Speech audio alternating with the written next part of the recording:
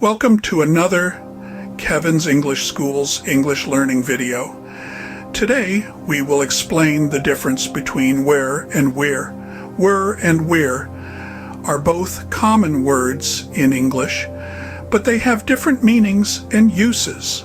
Were, this is the past tense form of the verb to be. It's used when talking about something that happened in the past. For example, they were happy. She was here yesterday. We were excited about the trip. We're.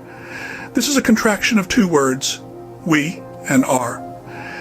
It's used when you want to say we are in a more casual or informal way. For example, we're going to the beach tomorrow. We're happy to help. We're studying for the exam. So, to summarize, were is the past tense form of to be. Where is a contraction of we are, used in present tense sentences.